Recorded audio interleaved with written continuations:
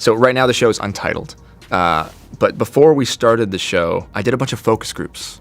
And I asked women, what were they...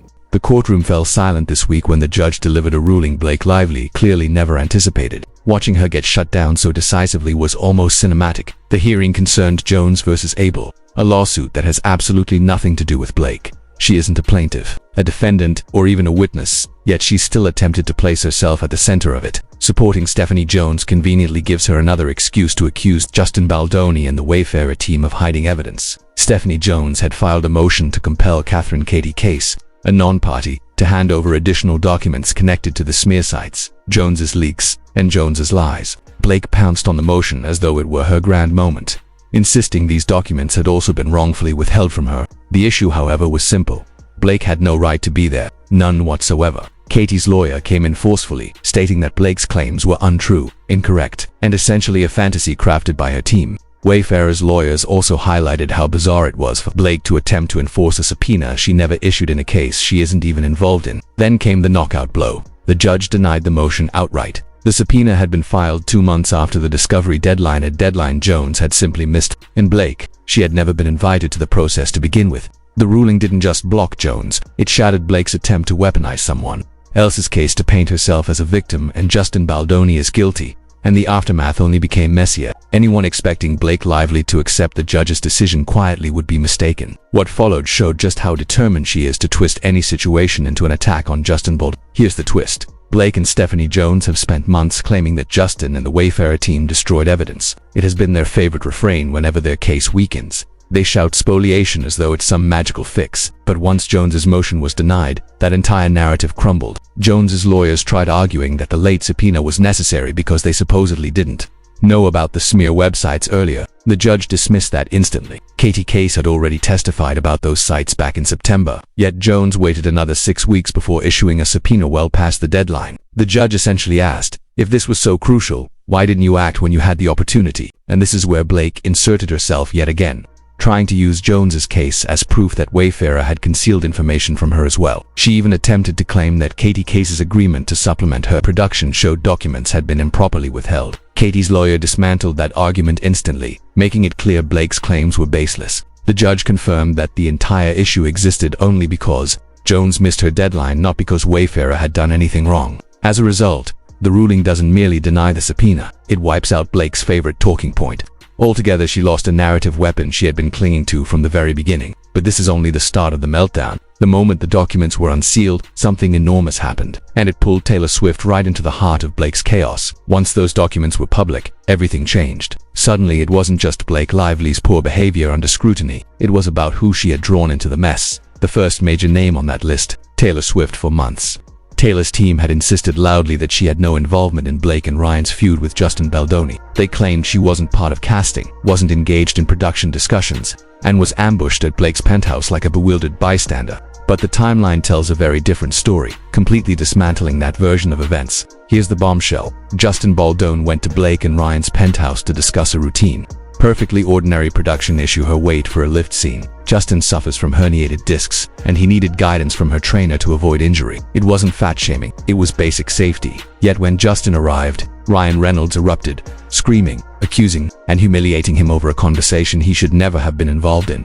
Justin apologized anyway, simply because he is a decent human being, and who was there to witness the entire meltdown. Taylor Swift and Hugh Jackman. Taylor saw Ryan confront Justin and Blake twist a safety question into a story about fat shaming. Afterwards, according to notes, Taylor allegedly told Blake, "Fans don't know what they want until you give it to them," a line Blake then used to dismiss backlash and silence criticism. Suddenly, Taylor was no longer an innocent house guest. She was part of the inner circle, present during the earliest tensions of this entire debacle. This is the point at which Blake's carefully constructed narrative begins to collapse, proving she was neither powerless nor blindsided. She had allies, influence, and a plan. What came next demonstrated just how she wielded that power. Realizing she had Ryan Reynolds, Taylor Swift, Hugh Jackman, and a growing circle of Hollywood allies orbiting around her, everything changed. It was no longer a mere misunderstanding, it was a full-blown power grab. The unsealed timeline reveals precisely how she executed it. First, she walked off the film, mid-production. Blake departed for London to be with Ryan on the Deadpool and Wolverine set. Filming had already been delayed, once because she claimed her child was unwell. Yet, that very same week, she attended a Taylor Swift concert. Production lost money. The schedule collapsed. Cast and crew were left waiting around with nothing to do. Blake's response: "You can sue me if I don't return." She even added a thinly veiled threat: "I won't be happy if you do." That isn't the behavior of a working actress, it is the behavior of someone fully aware of their leverage and willing to use it. When she finally returned, everything changed. Blake immediately demanded control over editing approval, the final cut, the power to block trailers, veto authority, creative control normally reserved for the director, and even PGA producer credit. At one point, she attempted to claim director credit entirely, effectively replacing Justin Baldoni. She also began isolating people around him. Colleen Hoover was drawn into her orbit. Cast members were courted with favors and exclusive invites. She leveraged her Hollywood A-list friends to position herself as the true visionary. Gradually, everyone who had previously worked with Justin started expressing concerns. The pattern is obvious. Classic Hollywood takeover charm: the right people, freeze out the target, and rewrite the narrative. Once she had control, Blake weaponized it ruthlessly. Just as Justin pushed back against the Predator rumors, those very rumors suddenly emerged. Coincidence? The timeline suggests otherwise. And we haven't even reached the stage where Ryan Reynolds attempts to manage the fallout with a full-blown PR makeover. When Blake's takeover of the film spiraled into an industry scandal, Ryan didn't sit back. He did what every Hollywood insider does when the truth begins to leak. He launched a massive PR distraction campaign, and it's painfully obvious. First, People magazine inexplicably publishes glowing, emotional pieces portraying Ryan reflecting on his childhood and struggling with anxiety. Suddenly, he appears soft, thoughtful, vulnerable, the exact opposite of the man witnesses say screamed at Justin Baldoni in a penthouse full of celebrities. Ryan's team wants the public to forget the real story, the accusations, the manipulation, the power games. Instead, they want audiences to see Ryan as the sympathetic, healing father. Meanwhile, Blake's PR strategy is even more calculated. She begins orchestrating relatable paparazzi walkouts, presenting herself as down-to-earth and approachable, all while consolidating influence behind the scenes.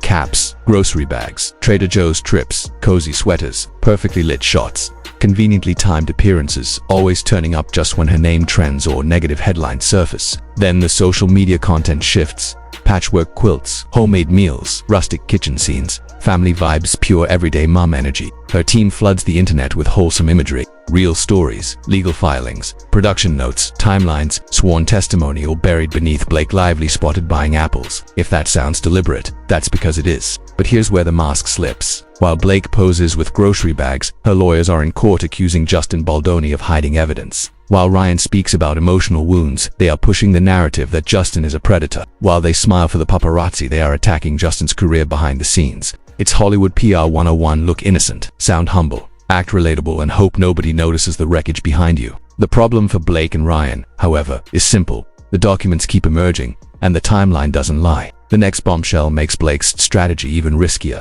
just when she thought things couldn't get worse. Rebel Wilson's legal nightmare blew up across the media, casting Blake's entire approach in a far more dangerous light. Why? Because the same crisis manager Blake blames, in her case, Melissa Nathan, is now implicated in a smear campaign scandal in Rebel's case. And the evidence is damning. Here's the summary. Rebel accused one of her producers, Amanda Ghost, of misconduct. Then, as if on cue, a malicious website appeared online, smearing the producer with outrageous claims. Rebel denies any involvement, but leaked text messages suggest otherwise. In one thread, Melissa Nathan allegedly writes, "Rebel wants one of those sites," and describes how severe it could be. Rebel may deny it, but the text thread exists. Why does this matter to Blake? Her entire argument against Justin Baldoni rests on the idea that Melissa Nathan and PR teams create smear sites to attack clients' enemies. Blake wants the court to believe Melissa did exactly that to her. The problem is, there is still zero evidence that anything of the sort was ever done against Blake. No emails, no texts, no instructions, nothing. Meanwhile, Rebel's case shows a situation where the tactic may have been deployed in favor of a celebrity, not against one. Blake's lawyers would love to scream, "See, look what she did over there." But the judge won't allow her to drag another celebrity scandal from a different country, with different facts and stakes, into her case, especially when Blake could not produce a single piece of proof that she was ever targeted. And here's the twist that truly unravels Blake's narrative. In Rebel Wilson's situation, every woman involved is accusing each other of lying. One claims she was victimized, then retracts it. Someone says she was smeared. Rebel insists she wasn't involved. Yet texts tell a different story. If Blake wants to lean on believe women, she now has to answer the question, which woman? And why only the one who supports her case? The Rebel Wilson debacle doesn't help Blake, it hurts her. Instead of validating her story, it shows the court exactly what Blake is attempting to do. borrow someone else's scandal because she cannot prove her own. And the next part of the story is where Blake's credibility finally hits a wall. She has spent months portraying herself as the victim of some vast, shadowy conspiracy. She points fingers at Justin Baldoni, at Wayfarer, at publicists, crisis teams, shell companies, anyone she can reach. Yet this week's filings expose the truth the court has been edging towards. Blake's accusations come with drama, but no evidence. Here lies the core problem. Blake continues to insist that Wayfarer deleted evidence, that Justin's team concealed documents, and that she has been the target of smear campaigns. Yet, inside the courtroom, she has produced no documents, no messages, no proof that any of this actually occurred. Judges notice that, especially when someone of Blake's superstar influence arrives with grand claims but empty hands. Meanwhile, Justin Baldoni's team has done what Blake has not. They have provided clear, organized, detailed records of events. The unsealed timeline, compiled long before litigation began, shows dates, incidents, witnesses, conversations, and the exact moments Blake crossed the line. Every time she attempts to insert herself into unrelated cases or subpoena disputes, the same pattern emerges. She that makes unsubstantiated claims. Lawyers correct the record, and the judge quietly notes the inconsistencies. This latest ruling was not merely a loss, it was the court signaling, we are not playing Blake's game. When Jones missed her deadline, Blake tried to twist it into proof that Wayfarer had hidden evidence. The judge didn't buy it. Katie Case's attorney didn't buy it. Even the Wayfarer filings made it clear. Blake's attempt to meddle in another party's subpoena fight made no legal sense. Her credibility isn't slipping, it is collapsing. And when a star who thrives on public image begins losing credibility, the reaction is predictable. They double down, go louder, and scramble to find a new villain. Which brings us to Blake's next move and why it could backfire spectacularly. Realizing the court wasn't buying her story, she did what every cornered Hollywood power player does. She went hunting for a new target. And she didn't stop with Justin Baldoni. Suddenly, everyone was culpable for her problems. Publicists, producers, assistants, non-party witnesses, random consultants, former co-workers, people who barely interacted with her. If anyone had ever worked for Wayfarer, Blake found a way to weave them into her conspiracy. If someone contradicted her version of events, she painted them as untrustworthy or corrupt. If someone corrected the record in court, her filings attempted to twist their testimony into something sinister. This was no clever strategy, it was flailing. Her lawyers began claiming Wayfarer had hidden documents, that Justin secretly controlled PR teams, that Melissa Nathan had attacked her, that everyone was part of a smear operation. According to Blake, evidence vanished purely to harm her. Yet here lies the part she cannot escape. Her claims never align with the facts. The court repeatedly highlights missed deadlines. Lottie Soup Pointer's arguments built on speculation, no actual proof, and Blake inserting herself where she legally has no standing. Meanwhile, Justin's team consistently provides dates, witnesses, and receipts. Every time Blake tries to depict someone else as the villain, she only exposes another contradiction in her own story. Take Catherine Case. Blake attempted to use her as proof that Wayfarer had hidden evidence, but Case's lawyer stepped in and told the court that Blake's claim was untrue, incorrect, and entirely baseless. Take Melissa Nathan. Blake insists Melissa smeared her, yet there are no messages, no instructions, no website connections, nothing. Take Stephanie Jones. Blake tried to leverage her case for her own purposes, only for the judge to block it instantly. Blake isn't discovering villains, she's creating them. The one narrative Blake refuses to accept is the simplest.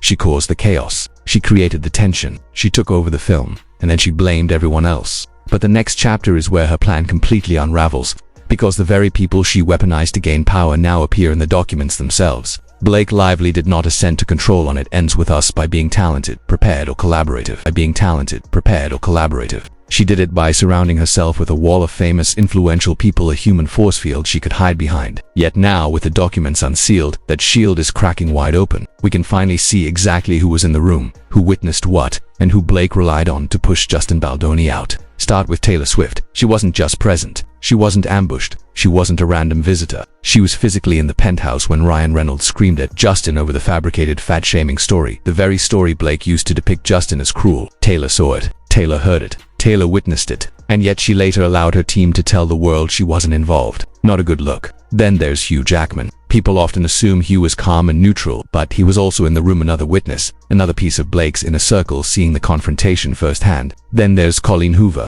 Blake had no relationship with her until it became clear she needed allies to push Justin out. Suddenly, Blake swoops in, grants Colleen access, influence, and control. And, unsurprisingly, Colleen switches sides. Amazing what happens when someone is invited into the Hollywood A-list bubble. Then there's the cast. Brandon and Isabella were neutral initially. Blake invites them to book Bonanza, covers everything, and gradually draws them into her orbit, surrounding them with her power, like magic. They suddenly have concerns about Justin Baldoni after years of none. And don't forget the screenings.